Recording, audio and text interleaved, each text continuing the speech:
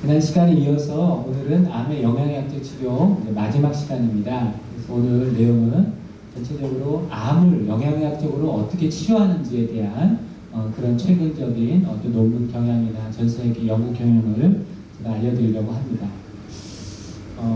현재 권고사항의 어떤 세부사항을 보면 우리가 수십 년 동안 우리가 특별한 식물성 식품을 드시는 그런 시기가 암 위험을 감소시킬 것이라는 어떤 권고가 그동안에 전 세계의 암을 연구하는 학회의 암 예방 권고사항의 핵심이었습니다.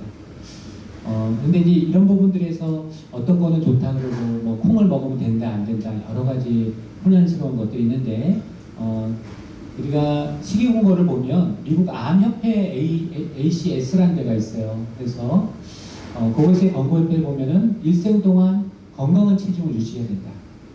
우리가 신체 활동도 하셔야 됩니다. 우리가 암 환자분들은 적절한 신체 활동을 하셔야 돼요. 그러면서 균형 있는 칼로리를 섭취해야 된다는 거예요. 일생 동안 비만하다가 아니고 과체중, 그러니까 과체중보다 더 넘어가는 게 비만이죠. 그러니까 과체중도 암의 위험 요소이기 때문에 과체중을 피해야 되고, 현재 만약에 체중을 했는데 과체중이거나 비만이라면 반드시 우리가 운동을 하셔서 정상 체중으로 도달하고 유지해야 됩니다. 또 하나는 우리가 식물에 기원한 것들을 중점적으로 건강한 식을 하는 동물성이 아니고, 우리 이렇게 정상 체중에 도달하신 다음에는 최소 도움을 주는 어떤 적절한 양의 식품을 드셔야 됩니다.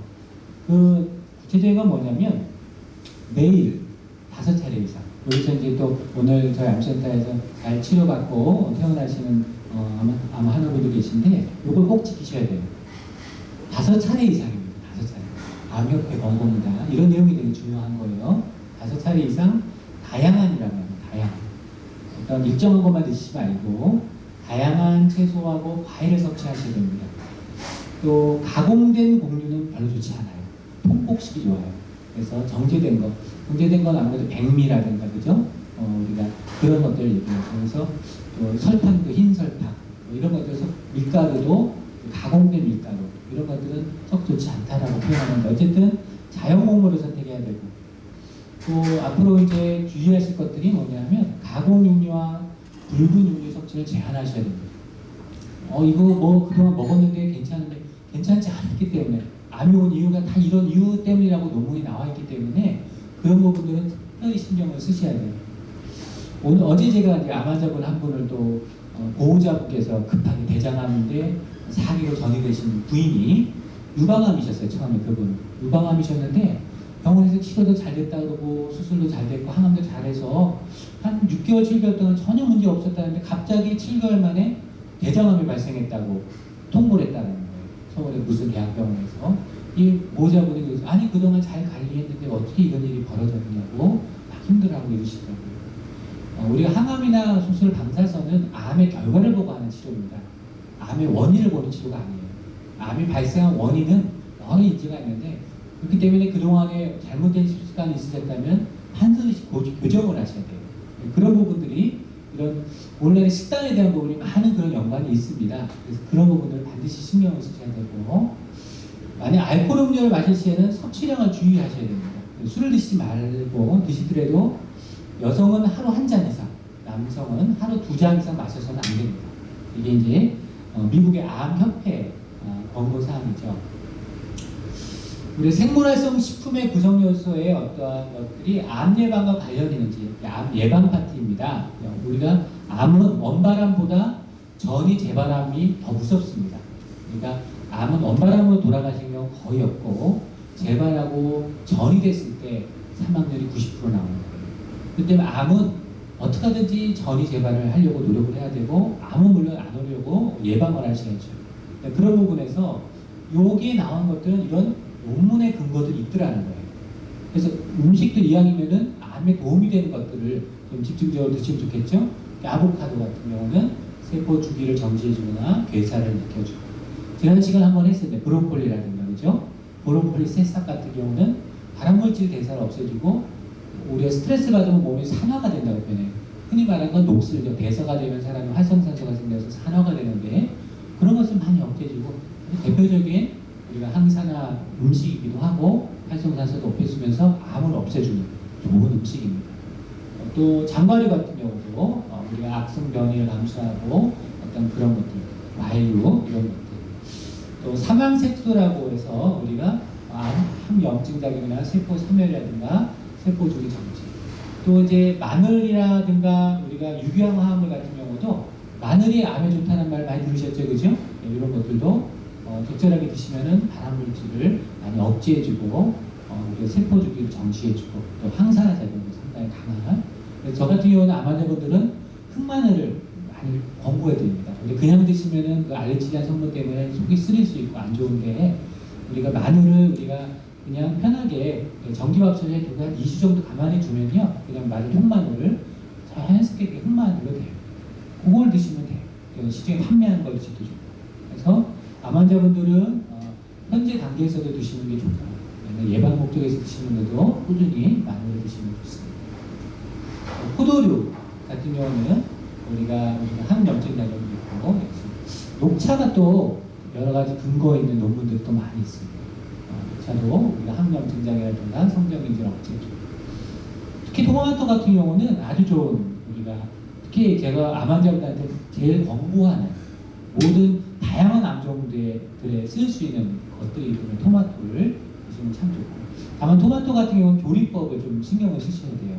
이것 같은 경우는 좀 약간 데치거나 살면 이래야지 더 그 안에 있는 항암 성분이 좀 나오게 되고 만약에 이제 속이 쓰리거나 위암 환자들 같은 경우 속이 쓰리거나 이러면 이걸 그냥 먹으면 이게 섬유질이기 때문에 더 속이 쓰리다고 호소할 수 있어요.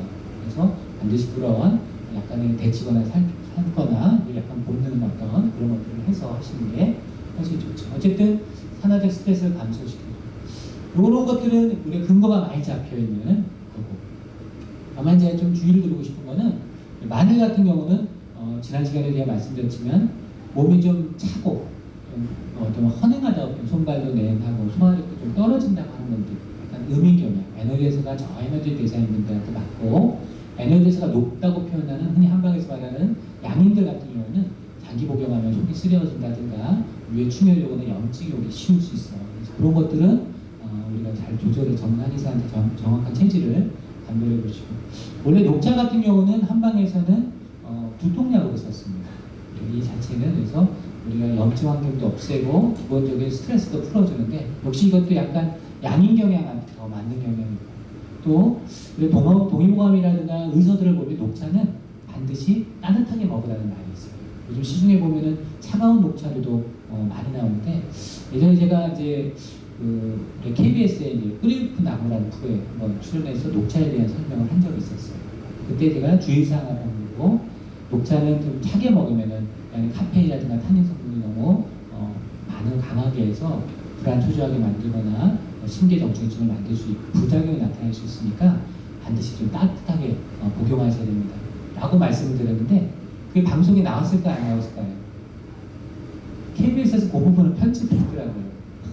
왜인가 봤더니 그 시점에 찬 녹차 음료들이 많이 나왔어요.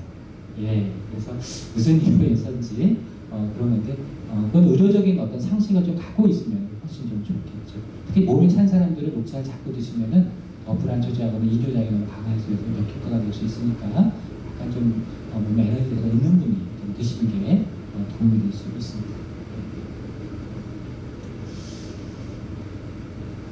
우리가 자연식품, 이와 같이 자연식품 같은 건 항암 효과가 있는 것들이 많이 있는데 어쨌든 어떤 식품들이 특정적으로 또는 폭넓게 항암 효과가 있을 수 있는데 우리가 십자화과 채소라는 게 있어요.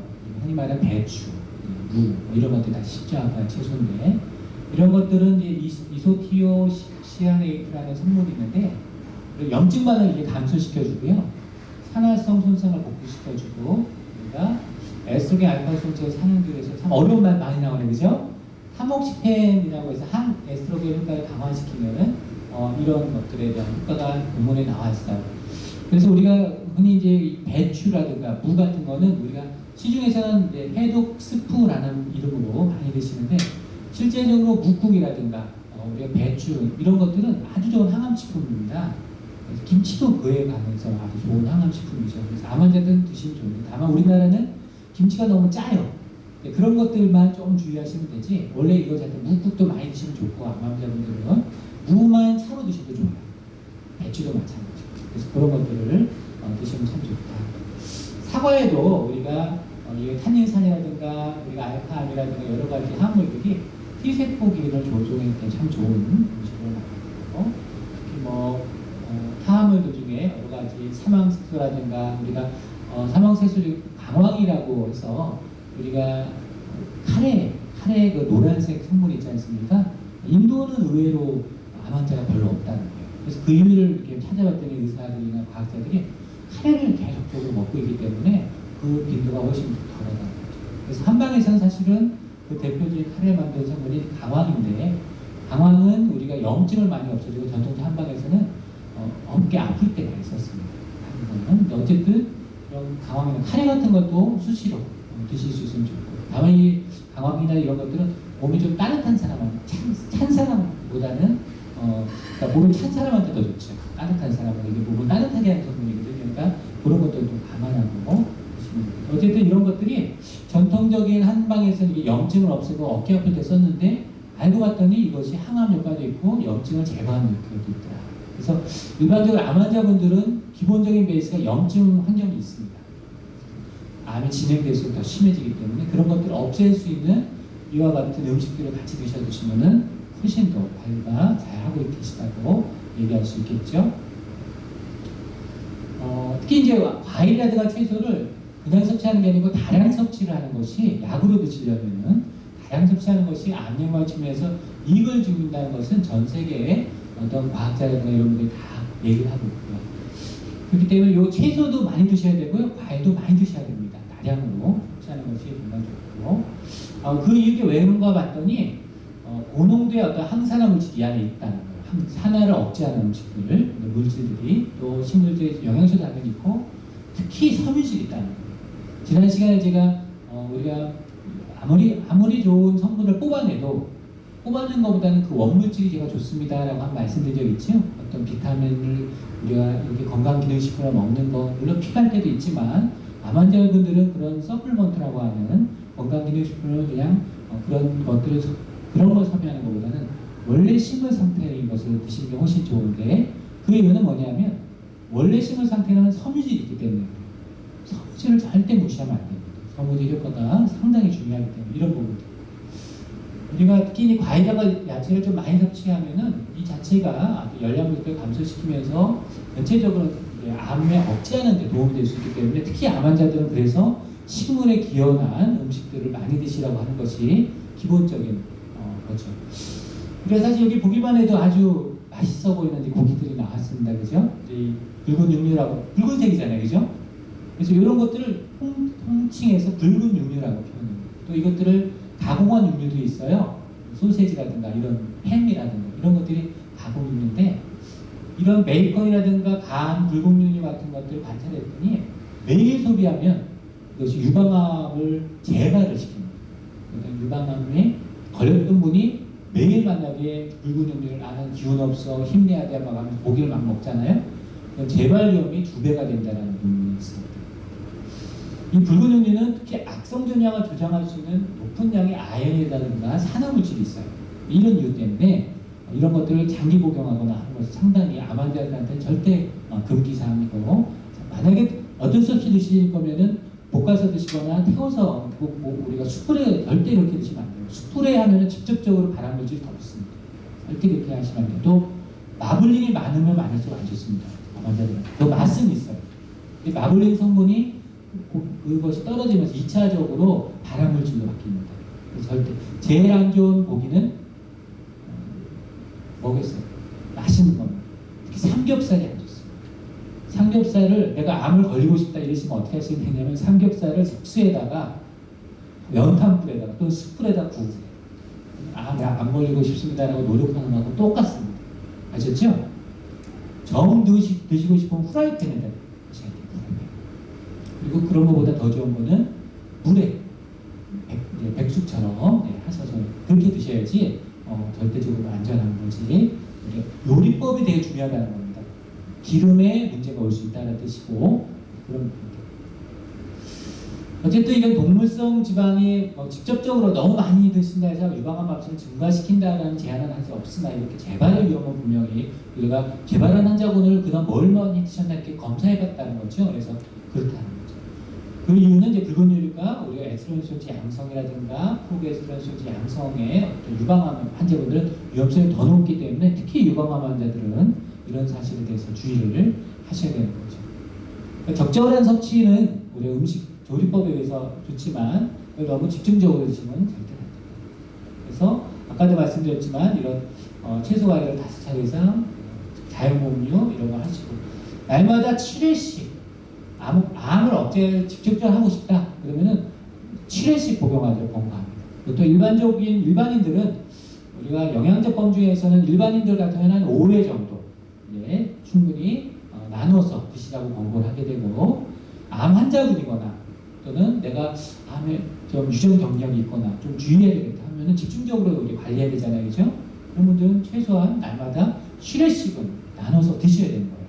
이게 상당히 중요한 거예요. 실제로 미국에서는 암 전문 통합영양센터 이렇게 하는 데가 의외로 많습니다. 참고적으로 아셔야 돼요. 미국의 블록 센터 프로그램에서는 12번까지도 복용을 시키죠. 그래서 그렇게 해서 집중적으로 한다는 거죠. 이렇게 하면은 현저하게 암세포의 염증을 가라앉혀주고 한다는 거예요. 우리 니시오법에서 일본에서 하는 요법이 이런 대표적인 요법으로 하고 있습니다. 그런 부분들은 분명히 알고 있죠.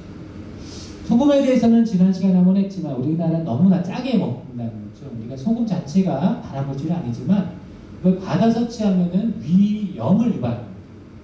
그렇기 때문에 또 위점막을 손상시키기 때문에 발암의 보조적인 작용을 소금이 한다는 것이고 특히 이 중에 아지산염이 이제 몸에 들어와서 바뀌는데 이것이 단백질하고 만나면은 이것이 강력한 발암물질인 니트로 소아민으로 바뀌어서 이게 위암을 일으키는 거예요. 그래서 보조적인 발암물질이면서도 위암의 원인 물질이 될 수 있습니다. 소금. 그래서 암 환자들은 그래서 짜게 먹지 말라, 이렇게 얘기하는 거고 특히 그런 부분이 우리나라에 위암 환자가 많은 이유가 그런 이유다. 우리나라는 장류를 너무 많이 먹기 때문이라고 얘기를 하고 일본도 우리가 생선을 많이 먹는 것 같은데 의외로 위암 환자가 많은 거예요. 외국 갔더니 거기는 염장류를 많이 먹게 되고 또 우리가 그런 어떤 숯불에 태워서 우리가 보관하는 어떤 이런 음식의 보관 방법들 이런 것들이 문제가 되는 거예요. 핀란드나 아일랜드 같은 경우도 이런 소금에 절인 음식들이 안 좋다는 겁니다. 그래서 그런 것들은 암 환자들 특히 주의해야 되고 우리가 하루 권장사항은요 5g으로 2분의 1 큰술입니다. 그리고 진간장은 1큰술, 된장, 고추장은 2와 2분의 1 상당히 적은 양이에요. 하루 권장량이 그렇다는 거예요. 암 환자는 이걸 명심하셔야 됩니다. 하는 것들은. 근데 김치에는요 벌써 이것만 들려 먹으면 이미 하루에 13g을 먹는 거예요. 이 얘기는 뭐냐면 우리나라가 전 세계에서 나트륨 섭취량 1위입니다. 나트륨으로. 그러니까 필요 이상 너무 많이 먹어요. 특히 라면 같은 거 뒤에 보면 나트륨 권장량이 있어요. 거기 있는 것들 봉지채 넣으면요 벌써 상당히 많은 나트륨을 복용하는 거예요. 3분의 1로 어쩔 수 내가 너무 먹고 싶다. 가져가 만드시는 게 좋고 그럼 3분의 1로 그거 양을 줄이셔야 돼요. 암 환자분들은. 어쨌든 그런 것들 3배입니다. 우리나라는 세계 권장량에서. 그래서 이런 것들에 대해서 가능하면 주의해야 됩니다.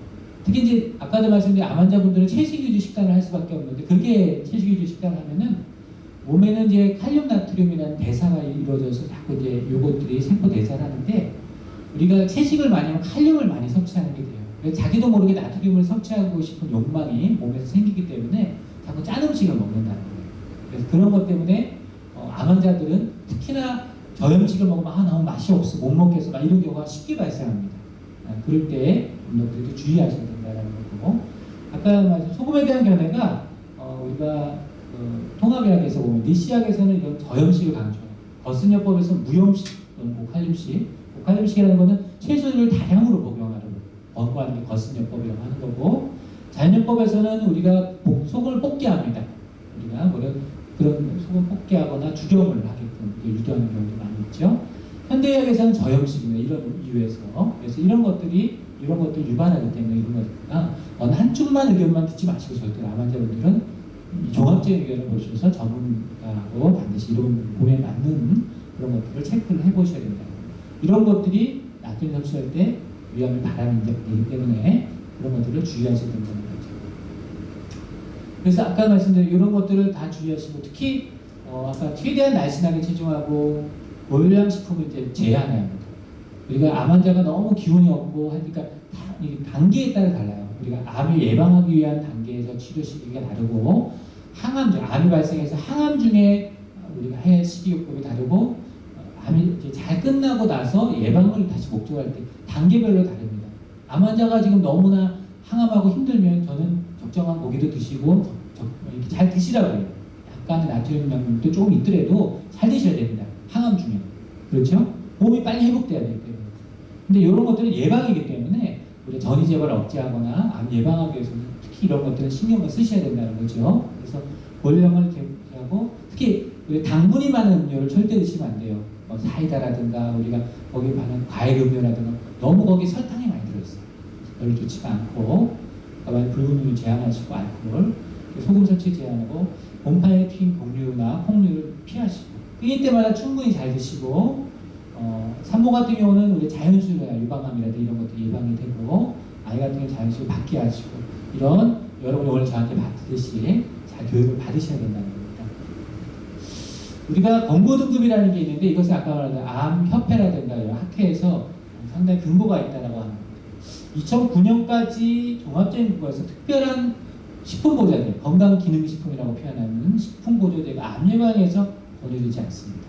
그런 부분들은 아무리 상업적인 부분도 있으니까 그런 것들을 주의하시라고 권고드립니다. 일단 1비에 대한 내용이 뭐냐면 우리가 다양한 음식에서 우리가 자연식품을 먹어야 되고 일반적으로 아까 다시 한번 강조하고 있어요. 식품보조제는 통상적으로 필요하지 않습니다. 의학적으로 얘기하면 다양하게 드십시오. 음식을 잘. 아까 말한 대로 암 환자분들 하루 7차례 이상 과일이라든가 야채를 풍성하게 잘 드셔야 됩니다. 그래서 저는 이제 퇴원하고 가시는데 좀 뭐라고 해야 되나 좀 농사도 좀 지으시라고 저는 권고하고 싶어요. 농사, 주말 농장. 저도 주방 농장을 많이 해서 한 2, 3년 정도 제가 했는데 제가 농사도 잘 지어요. 재미도 있고 내가 지은 거 내가 하기 때문에 풍성하게 드실 수 있어요. 그렇게 하시면 참 좋습니다. 아시죠? 그러니까 그런 것도 꼭 권고 드리고 싶습니다. 복잡한 얘기 나왔는데 이건 뭐냐면 여러 가지 이제 항암제에 관계돼서 여러 가지 이러이러한 성분들이 좀 체크를 해야 되고 주의해야 된다는 것이 논문으로 많이 나와 있어요. 이것들은 이제 항암 중인분들은 저 같은 경우 암센터에 오시면 이런 것들 뭘 지금 드시고 있는지 체크해서 제가 한약을 쓸 때도 참고해서 이런 것들 주의를 시키고 제가 처방을 할 때 이런 것들을 주의하고 이런 것들이 사실은 음식과 관련된 한방과 관련된 많은 부분들이 이제 논문으로 발표되고 있습니다. 특히 이제 항산화제나 뭐 여러 가지 부분들 뭐 이런 것도 아까 이거는 뭐냐면은 이제 메모리얼 슬론 캐토린 암센터라고 미국 3대 암센터가 있는데 거기서 발표한 내용들이에요. 그래서 현재 많은 지금 식품들을 많이 드시고 있는데 이 부분들이 항암제하고 무슨 관련이 있는지 그런 것들에 대한 설명들을 쭉 여러 가지 체크를 했어요. 그래서 이런 거는 이제 이런 거에 나온 논문입니다. 그래서 이런 것들은 내용이 되게 많지요.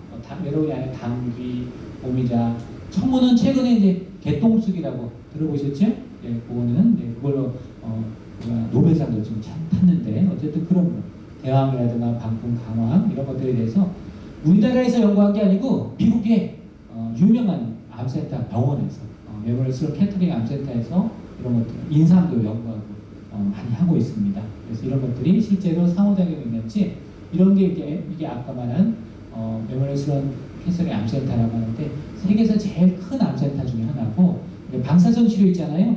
암 환자분들 방사선 치료하게 하는 전 세계에서 최초로 한 그런 아주 유명한 거기 요 사이트에 들어가면은 내가 궁금한 어떤 음식들 있잖아요. 그걸 여기다 쓰면은 처음 치면은 그거를 암과 어떤 관련이 있는지를 검색하실 수 있기 때문에 이런 것들도 알아두면 좋은 사이트입니다.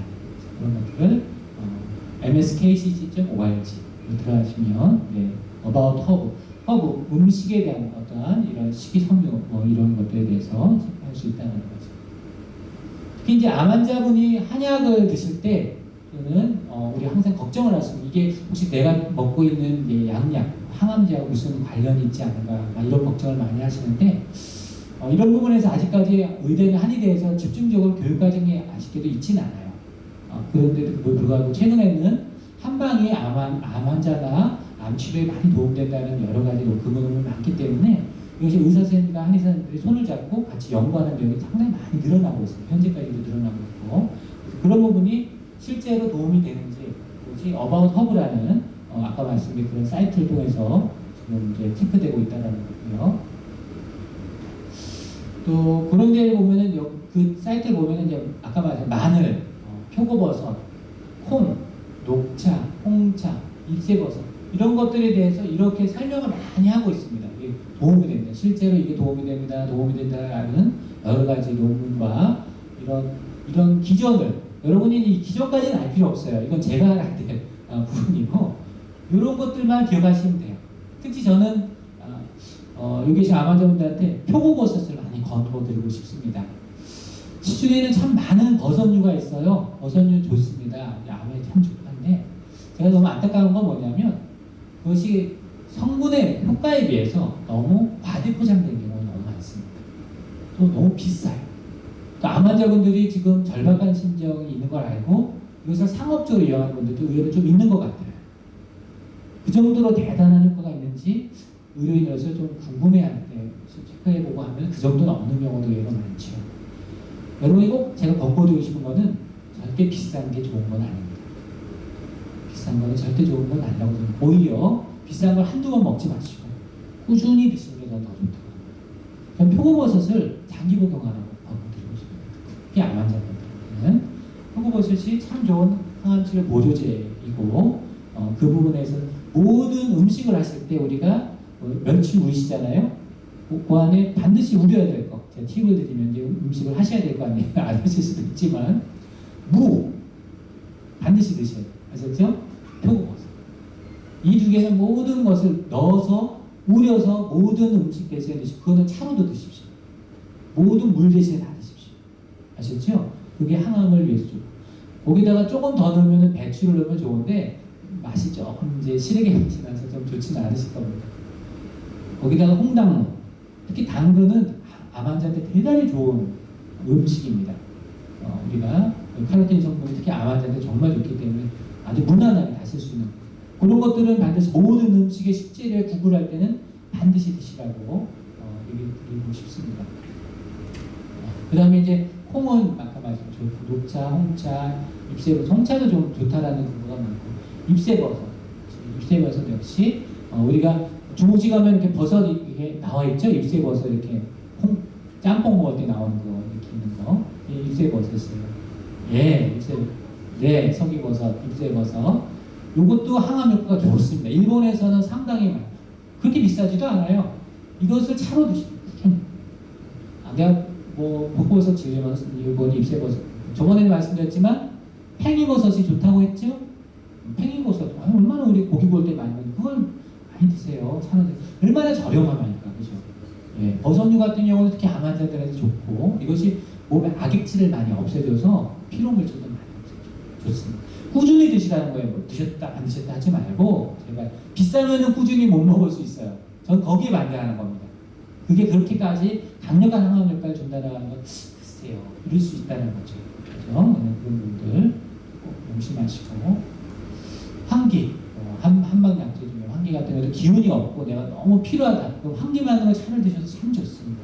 환기도 특히 이제 항암 중이라든가 너무 암 환자가 분들 같은 경우는 환기 같은 경우는 기운이 없을 때 꾸준히 달아드시면 에너지를 많이 생성시켜주고 몸에 NK-셀 같은 걸 높여줘서 항암 효과를 직접적으로 줄 수 있는 저 같은 경우는 암 환자한테 많이 치료약으로도 쓰고 있습니다. 제가 환기 민들레 역시 참 좋은 항암 성분이 인삼은 너무 유명하죠. 그죠? 인삼도 암 환자들이 꼭 기운이 없고 무기력하고 자꾸 이런 분들은 드셔야 돼요. 아까 말씀드린 카레 성분이 강화, 느릅나무, 그러니까 유금피라고 하죠. 유금피도 저는 항암제로도 많이 씁니다. 처방으로 암 환자들한테. 그래서 원래는 전 세계대 느릅나무는 암치료제로 많이 썼던 성분 중에 하나인데 어쨌든 저 같은 경우는 항암제로도 쓰고 우리가 염증을 없애기 위해서 많이 쓰거든요. 근데 어쨌든 이런 것도 좋다. 여주라고 들어보셨어요? 당뇨 환자분들, 암 환자 이외에도 당뇨가 있으신 분들 있잖아요. 전 여주를 차로 많이 권고드립니다. 제 비방이기도 합니다. 그래서 약으로도 전 써요. 당뇨가 있는 분들은 여주차를 많이 드시라고 저는 권고드립니다. 그런 것들은. 근데 이게 항암 효과도 있어요. 그래서 내가 당뇨도 있는데 암이 있다. 그럼 여주차를 많이 드셔야죠. 아셨죠? 그런 것들을 혈당도 낮춰주고 이제 당뇨병 혈당을 낮추는데 탕화를 효과도 그래서 즙을 더 많이 먹고 항암 효과에 대한 가능성이 아직 인체에 연구된 건 아니지만 전체적으로 도움이 된다라는 것이 나와 있기 때문에 당뇨도 있는데 내가 암이 있다. 잘 드십시오. 많이 도움되실 거라고 생각합니다. 그래서 그런 부분들이 이런 근거 등급에 의해서 아까 말한 A, B, C, D 뭐 이런 근거 등급이 있다고 말씀드렸죠? 네, 그런 부분들이 말씀드린 그런 그러니까 A는 아주 강력한 근거가 있다라는 그런 얘기입니다. 한방도 역시 여러 가지 이런 식이 보충제나 이런 것에 대한 근거 등급이 많이 있어서 그런 것들에 대한 표를 많이 하고 아까 이런 사이트 우리가 내추럴 스탠다드라는 사이트가 있어서 하고 있고요. 우리가 일단 보시면은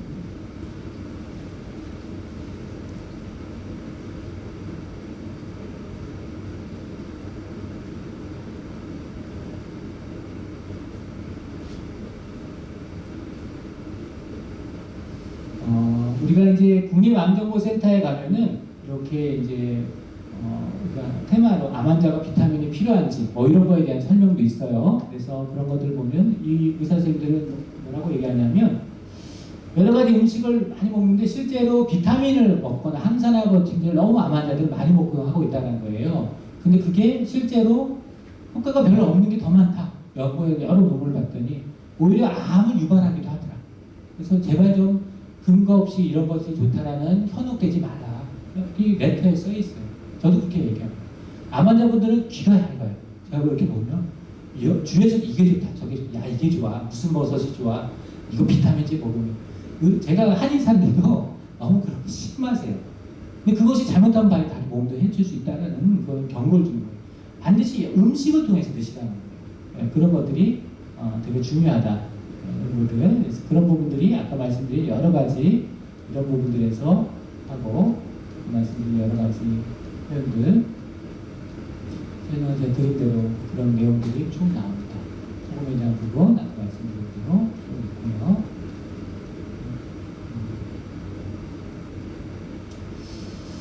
있고요. 제가 사실은 이제 올해 한방과 의사하고 한의사분들이 연합하는 학회가 올해 처음 하나 나왔어요. 그게 뭐냐면은 KSIO라고 해서 대한통합암학회입니다. 그 학회에 올해 2015년 11월 29일 그래서 제 생일입니다. 11월 29일 제 생일인데 이때 추기학술 대회를 해요. 전체적인 제목은 한국, 중국, 일본의 석학들이 다 와서 머리를 맞대고 암 환자를 위해서 이제 우리 의사, 한의사 이런 거 없이 한번 다 같이 한번 모여서 한번 암 환자를 위해서 하자. 제가 정말 간절하게 바랬던 그런 모임입니다. 근데 이게 이제 11월 29일 날 이제 2차 모임이 있어요. 그래서 이게 우리가 KSIO라는 건 대한통합암학회라는 것을 암 환자분들이 많이 이제 관심 있게 보시면 좋고요.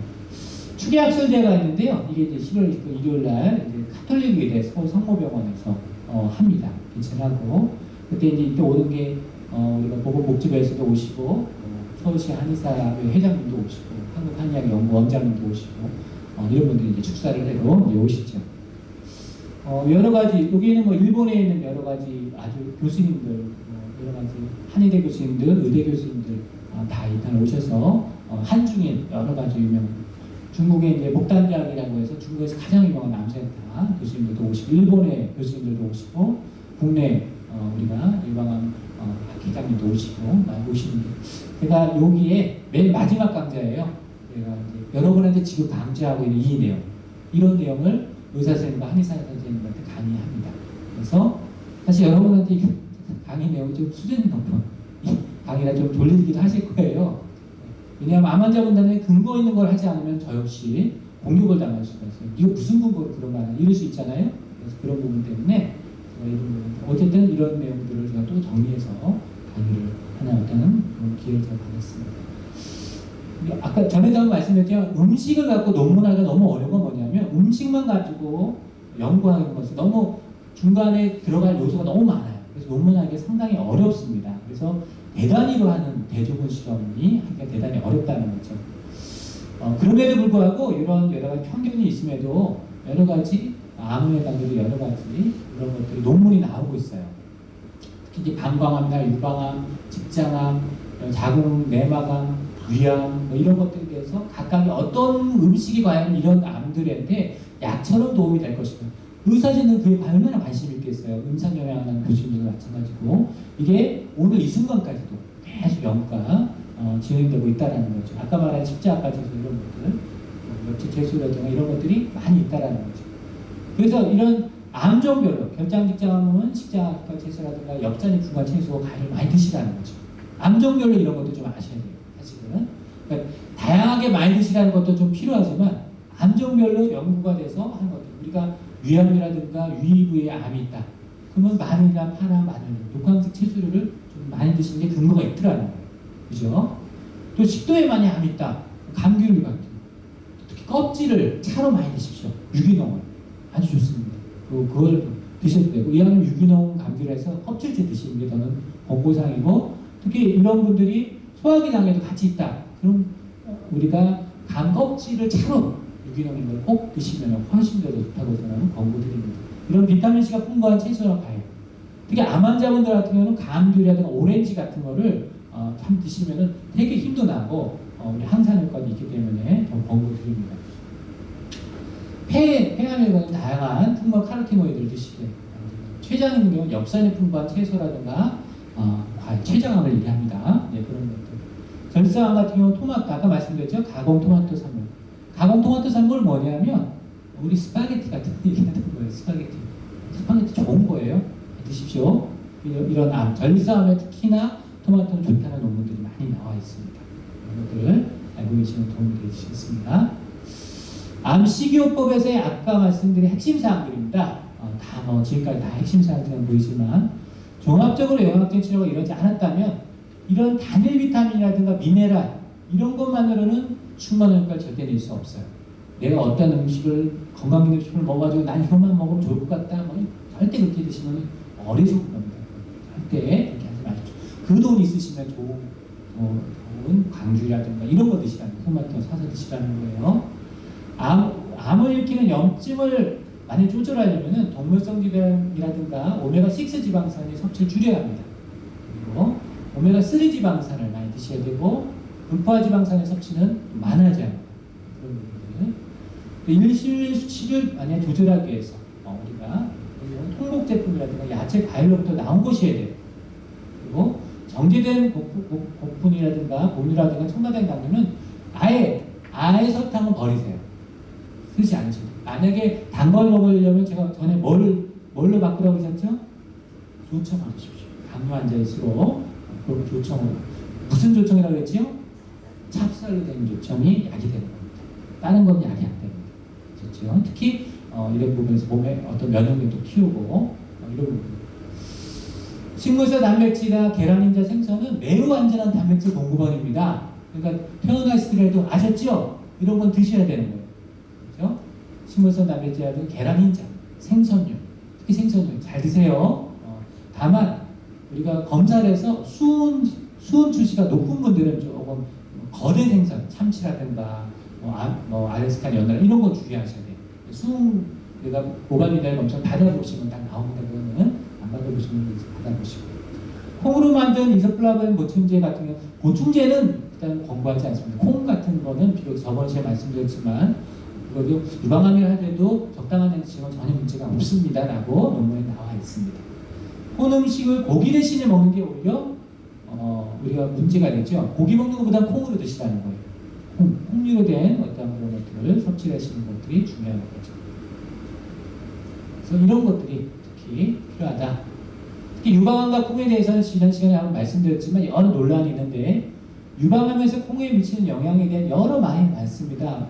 이것이 에스트로겐과 유사한 효과가 있기 때문에 이게 좀 문제가 되지 않느냐 콩이. 근데 사실 콩에는 이 에스트로겐 유사 성분만 있는 게 아니고 이 성분은 전에도 말씀드렸지만 우리가 제니스틴과 다른 이소플라본들 같은 성분이 있어요.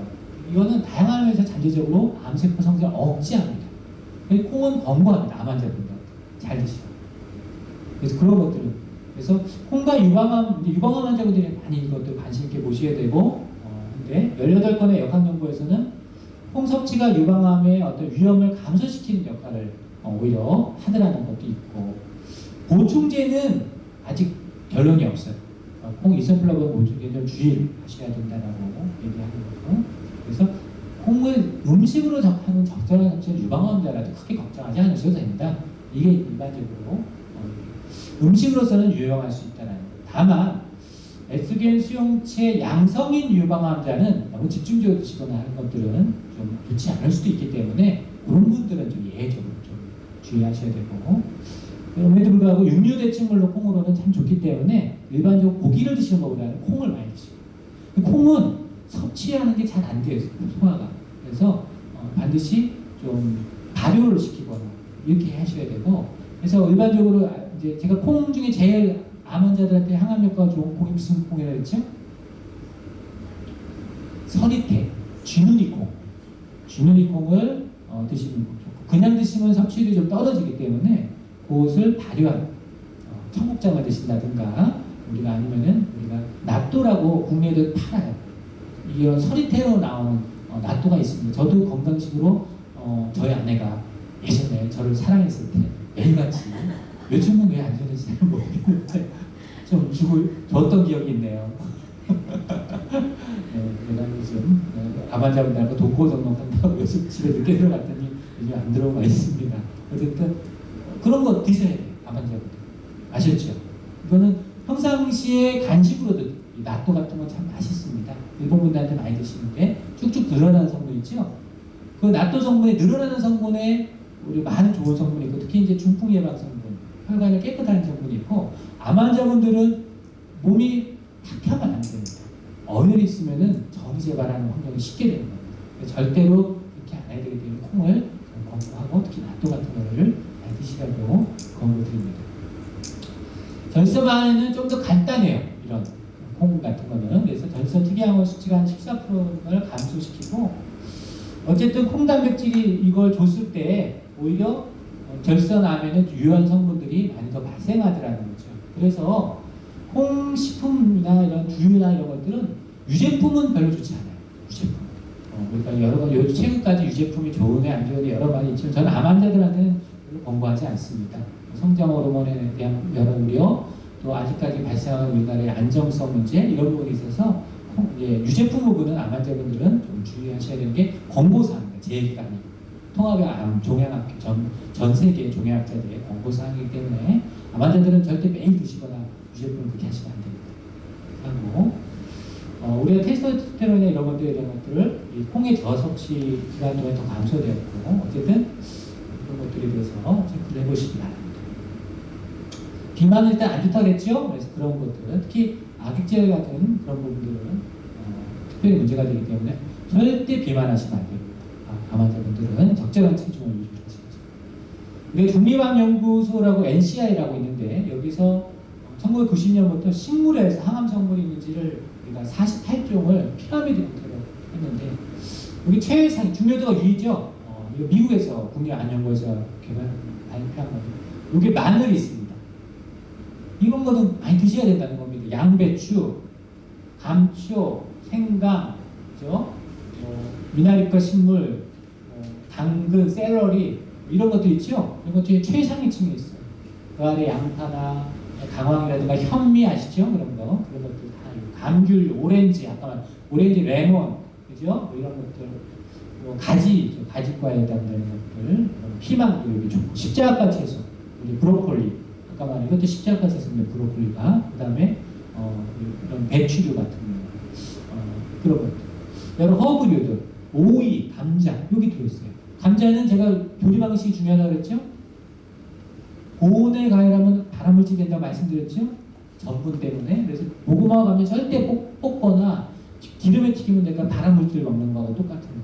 반드시 삶아서 드십시오. 조리 방법을 주의하시고, 보리도 있고요, 딸기류도 여기 하나씩 들어갑니다. 그러니까 이런 걸 모르는 분들이 너무 많아요. 그런 것들을 알고 계십니다.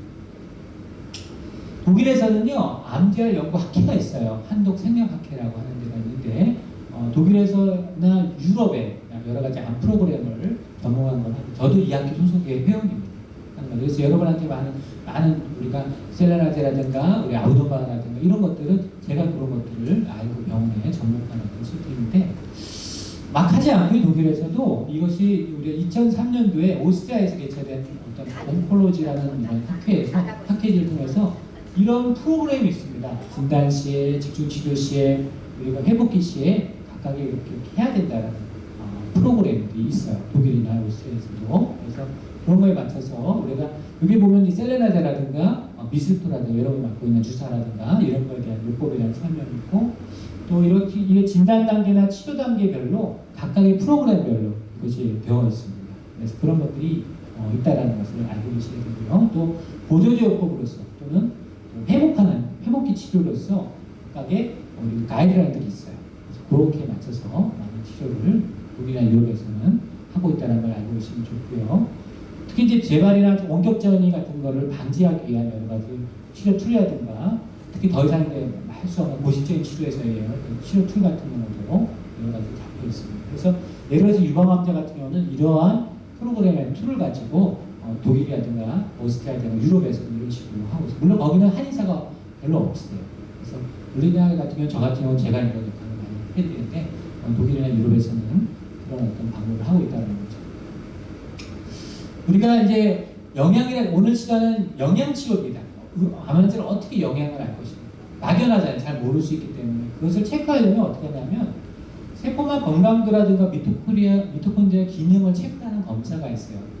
미국의 FDA 승인된 검사가 있고 우리가 생체 임피던스라고 하는 게 있습니다. 올해 나온 논문인데 암을 가진 노인 환자분들이 낮은 근력이라든가 저항의 삶에 증가 사망률이 있으면 이것을 어떤 예측할 수 있는 어떤 근거가 있느냐가 페이스 앵글이라고 하는 것들이 실제로 그런 게 있다고 얘기하는데 검사를 하면 이렇게 페이스 앵글 값이 나옵니다. 그래서 저 좌측 산체 맨 위에 있죠? 이분은 6.5가 나왔는데 우리 비교적 좋은 겁니다. 6.5. 근데 이분 연세 40세 연세면 한 7.2 정도가 나와야 그 나이에 맞는 거죠. 근데 이게 중요한 건 뭐냐면 우리가 논문에 보면 암 환자들한테 이것이 컷오프가 있습니다. 그래서 이거는 있어야 된다. 이 정도는 돼야 된다. 예를 들어서 직장암, 대장암한테는 5.5칙도는 돼야 돼요. 그 이하는 안 좋다는 거고 그 이상이라면은 현재 암이 있더라도 세포 건강도 좋기 때문에 암을 이길 힘이 있다는 뜻입니다. 그래서 이게 중요한 거예요. 우리가 유방암 같은 경우는 5.6도. 그래서 이제 저 같은 경우 암 환자들 오시면 기본적으로 이걸 검사합니다. 치료 전에 검사하고 체크를 하죠. 그래서 기본적으로 이 체크는 또 루틴 체크, 반 달이나 심한 경우는 한 달에 이렇게 체크를 하는 것이 필요하다는 게 권고사항이고요. 또 하나는 이제 모바일을 통해서 몸에 영양소가 또 뭐 있는지 제대로 있는지 이런 걸 체크할 수 있습니다.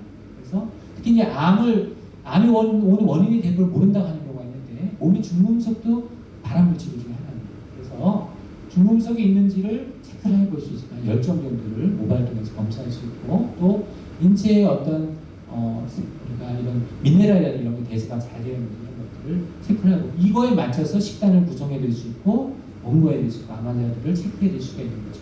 본인이 과잉 섭취된 걸 또 먹을 수는 없잖아요. 부족한 걸 위주로 또 균형 잡힌 걸 위주로 훨씬 더 전문적인 한방 임상 영양 치료를 할 수 있기 때문에 보통 저희 병원에서는 이런 검사를 보통 하게 되죠.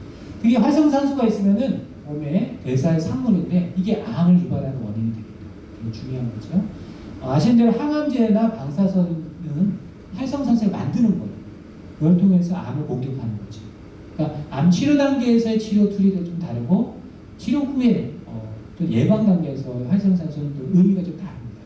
어쨌든 평상시 예방 차원에서는 이런 활성산소를 검사해봐야 되고 특히 이제 이 활성산소를 할 때 몸이 이런 활성산소를 이길 수 있는 힘, 항산화력이 있는지 또 몸이 얼마나 산화 스트레스를 받고 있는지 두 가지 검사해봐야 돼요. 그래서 그게 몸에 맞는 상태에서 어떻게 있는지를 체크를 해서 정확한 치료를 해줘야 되기 때문에 이런 것들을 혈액 검사를 저희 병원에서 검사를 하고 있습니다. 그래서 이런 것들을 같이 하시면 훨씬 더 도움이 됩니다. 물론 이제 이런 걸 하는 건 또 뭘 하냐면 항암 중에는 또 다를 수 있어요. 항암 중에는 항산화제는 특히 우리가 혈액종양내과 선생님들은 항암 중에는 활성산소를 만들어서 공격하는 요법이라고 그랬죠. 그러니까 이 항암 중에는요 항산화제를 함부로 복용하지 않는 것이 원칙입니다. 가이드라인이고, 특히 비타민 제제를 이 서플먼트를 막 복용하면 안 된다는 거죠. 그런 것들에 대한 여러 가지 화학요법을 때를 주의해야 될 것들이 있기 때문에 이런 것들을 함부로 화학요법 기간에는 항산화 보충제 같은 거는 좀 주의를 해야 된다는 가이드라인들이 있고, 그래서 현 시점에서는 항산화제 보충제에 대한 것들은 오히려 우리가 해로울 가능성이 더 높다는 거죠. 그래서 그런 것들에 대해서 좀 주의해야 돼요. 방사선 치료기간 동에도 어떤 이 항산화제 보충제는 좀 피하는 것이 좋다라는 것이 권고사항이고, 항암약물로 치는 동안은 항산화제 보충제법을 시행하지 할 때는 그것이 효과를 저해지지 않는다. 그럼 뭐가 효과를 저해지는지 모를 수 있잖아요. 그럼 현재 드시고 있는 항암제를 알아야 돼요. 그래서 지금 이것이 이런 항암제를 쓰고 계시다가 이리노테칸이라든가 독소르비신치가 아마 쓰고 있는 항암제들은 이리노테칸 쓰셨던 거거든요. 그러면 산화 스트레스가 되게 높습니다. 몸에서. 그죠? 그렇게 유발하는. 이런 것들은 산화 스트레스, 파클리탁스라는 것은 산화 스트레스가 낮고요. 아직은 베바시바마브나 이마티브 같은 아직 충분한 데이터는 없는데 어떤 이런 기전이 있는 거고, 이런 것들을 봐서 이 항산화제 보충제하고 이런 것들이 상호작용이 어느 정도 있는지를 전문가하고 반드시 상의를 하셔야 되죠. 아셨죠? 그런 것들을 아셔야 돼요. 그러니까 막 드셔서는 안 된다는 거예요. 이거 몰래 하시면 더더욱 안 된다는 거죠. 그죠? 그래서 이런 것들이 너무 많아서 내용이 어쨌든 셀레늄이라든가 비타민이라든가 이런 것들에 대해서 여러 가지 연구라든가 이런 것들이 다 말씀드리기 너무 많기 때문에 이런 부분들도 좀 주의하셔야 된다는 것들을 체크하셔야 됩니다. 또 방사선 같은 경우는 방사선을 쐬면요 몸에 활성산소를 많이 유발해서 이 암을 죽이는 요법이에요. 방사선. 근데 암 세포에 저산소증이 되면요 암을 잘 공격 못해서, 그래서 방사선 요법 의외로 반응률이 많이 떨어지고 심지어 한 40~50%는 반응이 없습니다라는 그런 논문들이 있습니다. 그래서 암 환자 같은 경우는 몸에 이렇게 산소를 좀 잘 공급하는 환경이 되게 필요하고, 저희 병원 그래서 고압산소 치료기를 하고 그런 근거에 대한 강의는 제가 다다음 주에 왜 고압산소가 암에 도움이 되는지 논문을 주시면서 강의를 해드립니다. 이런 것들이 방사선 중에 어떤 음식을 드셔야 되는지 그런 것들에 대한 것들도 많이 나오죠. 암 환자하고 활성산소의 부분은 우리가 산화 수준이 암 환자분들은 상당히 높습니다. 암 환자분들 자체가. 왜냐하면 염증 환경이 많기 때문에. 그래서 특히 항암제나 방사선 치료 중에는 더 높아져요. 항암이나 방사선 치료 중에는. 그렇기 때문에 암 환자분들은 전문가하고 반드시 식단에 대한 이렇게 설명을 들고 여러 가지 검사를 해서 객관적인 자료를 가지고 설명을 들으셔야 되고, 우리가 그런 거에 대한 어떤 산화적인 것, 특히 운동이나 명상은 필요합니다. 그것들을 반드시 적절한 치료해야 된다라는 대전대 군사한방병 교수님의 앞선대 교수님의 칼럼이고요. 항상 산화가 이제 작동해서 이제 활성산소가 많으면 뭘 드셔야 되잖아요. 이게 많이 슈퍼푸드가 이렇게 있습니다. 네? 언론에 나와 있는 슈퍼푸드예요. 이런 것들은 암 환자분들 많이 좀 드실 필요가 있어요. 하는 것들. 물론 우리가 그 단계에 따라서 좀 주의할 단계도 있고 하지만 평상시 암 환자들은 좀 주의해야 되는 거고, 이거 옛날에 생존병사예요. 블루베리가 좋습니다. 우리가 브로콜리, 귀리, 시금치, 토마토, 블루베리, 마늘, 녹차, 그죠? 이런 것들, 견과류, 적포도주 다 알고 있는데 의외로 실천을 잘 못하는 경우가 있어요. 근데 현명한 암 환자분들은 이런 것들도 잘 생각해서 드시고, 이왕이면 견과류나 건포도 같은 거는 간식으로 막 이상한 간식 드시지 마시고 견과류, 건포도, 블루베리 좀 있으시면 저도 좀 나눠주시고 그렇죠? 그런 걸 좀 드시면 참 좋겠다. 이런 것들. 네. 적포도는 적절하게 드셔야 됩니다. 많이 드시지 마시고. 양파. 양파는 껍질째 드셔야 됩니다. 비트 참 좋아요. 암 환자분들한테. 엄마한테 건강합니다. 또 음식으로 제가 다음에 한번 암 환자분들이 어떤 거를 이제 음식으로 드시면 더 좋습니다라는 나중에 한번 요리법까지도 한번 강의를 한번 드릴게요. 이런 것들이 실제로 활성산소를 잘 흡수해 준다는 거예요. 이제 아셔야 되는 겁니다. 저희 병원에서는 암치료법에서 이런 것들을 하는 이유는 뭐냐, 미스토라든가 자닥신, 셀레늄, 메가비타민 하는 이유는 쉽게 말해서 활성산소 없애드리고 면역력 증가하려고. 전문적으로 알려져요. 요법들. 다 독일에서 한 요법이에요. 아셨죠? 그러니까 우리가 저희 병원의 현대의학 면역증강 요법들은 독일의 아까 말씀드린 독일이나 오스트리아의 가이드라인에 따라서 그걸 하겠다라는 것이 어떤 이유고요. 그래서 저희 병원 중통합의 암센터의 항암 임상 영양 치료 그동안 저하고 앞 시간에 암과 영양의 면역에 관련해서 통합의학에서 임상 영양 치료는 어떻게 하는지, 암 예방과 임상 영양은 어떻게 하는지, 암 치료와 임상 영양은 어떻게 하는지, 지금부터는 저희 병원에서는 어떻게 하고 있는지를 간략하게 설명을 드리겠습니다. 우리가 식단은요, 일단은 비교적 안전성이 있어야죠. 그래서 직접 재배한 어떤 그런 농산물이라든가 천연조미를 저희 병원에서는 비닐하우스나 노지에서 재배를 하고 있고, 그걸 통해서 아까 말씀드린 제가 십자가 채소가 참 좋다고 그랬죠? 무나 배추나 실시간으로 저희 병원 공급하고 있고, 그거는 해독스프, 저는 항암차라고 표현합니다. 실제로 암 환자분들은 앞으로 평생 드셔야 될 차라고 저는 봅니다. 그래서 그런 것들이 근데 인터넷에 치시면 해독스프라고 나오죠? 그런 걸 드시면 됩니다. 제가 볼 때는. 그리고 저희 병원은 아시는 대로 쥐누니콩을 직접 저희가 담궈서 발효를 해서 된장이라든가 이런 간장 같은 거 직접 하고, 그 안에 있는 다려진 건요, 뭐 이렇게 직접 유기농이라든가 이런 것들을 하고 있고, 이런 것들도 직접 우리가 쥐누니콩을 직접 재배한 것들이에요. 그래서 이렇게 쥐누니콩을 발효하기가 정말 어렵습니다. 만들어 보신 분은 알아요. 제가 요리하는 거 되게 좋아하거든요. 그래서 제가 직접 김장도 담깁니다. 제가 김치를 참 잘 담궈요. 해마다 담궈서, 물론 저희 아내가 좋아했을까요? 안 좋아했을까요? 네, 안 좋아했어요. 맛이 없다. 또 이제 남자가 손이 크잖아요. 왜 이렇게 많이 하는지.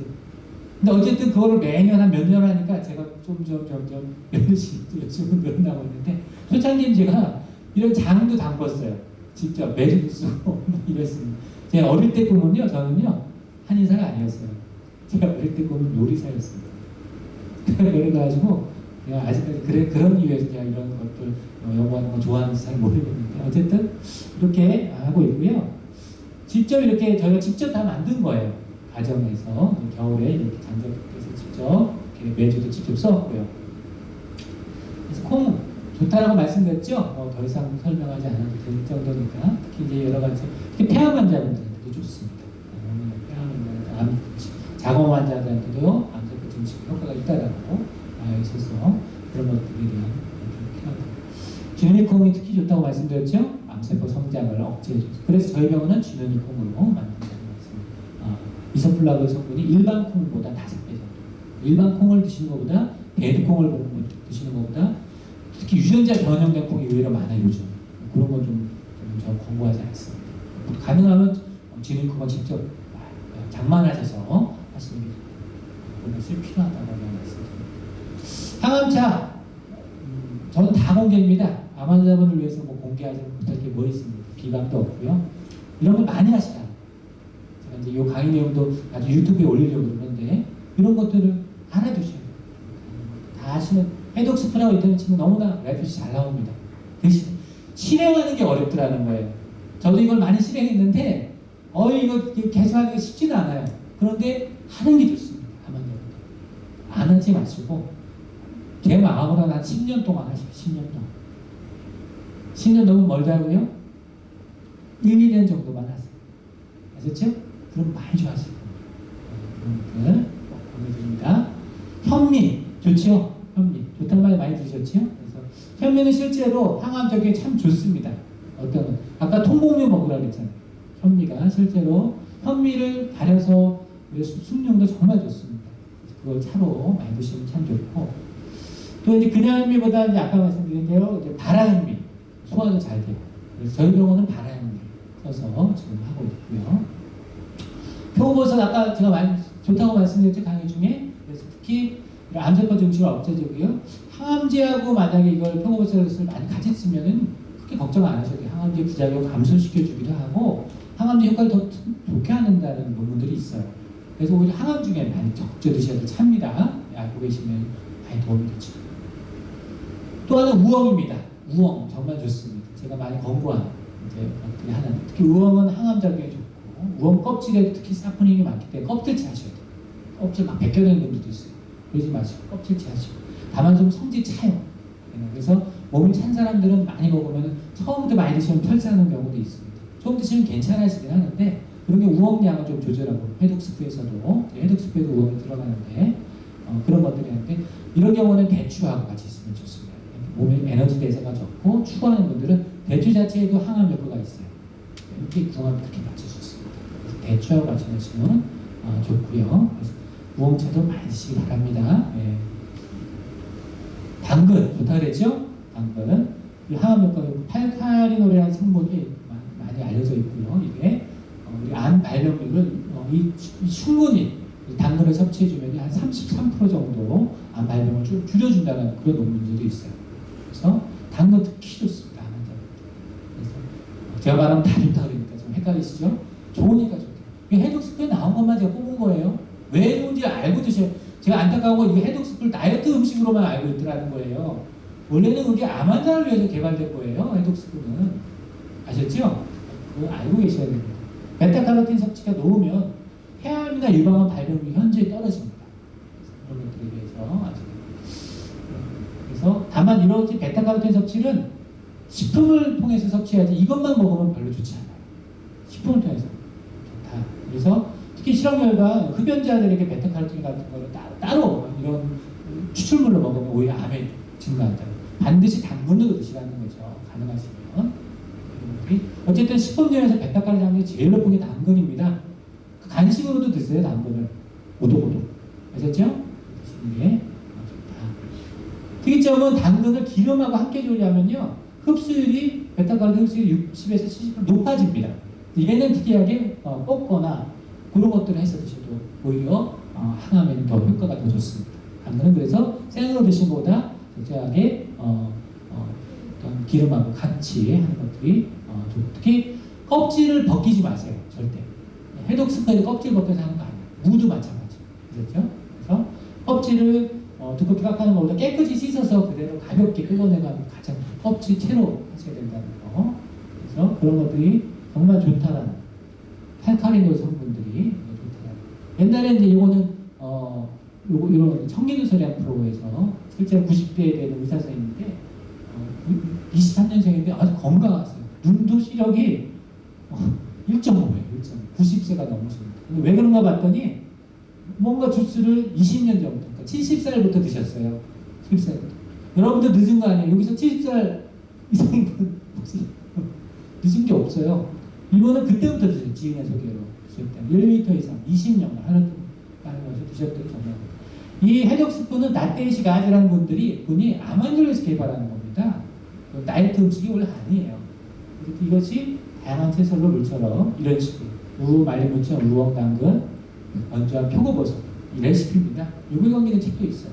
그걸 보시고 저는 개인적으로 이것이 좋은 배합이라고 개인적으로 봅니다. 그래서 저희가 암센터에서도 보통 이렇게 하고 1시간 정도 약한 물에 집에서 꼭 해드시기 바랍니다. 실제로 그런 부분에서 유의한 효과가 있다라는 뿌리채소이기 때문에 좋다는 껍질은 절대 벗기지 않고 가볍게 씻기만 하십시오. 실제로 실험 경험에서 우리가 혈관세포의 성장을 일산화질소를 억제해주는 효과가 있다는 게 알려졌고요.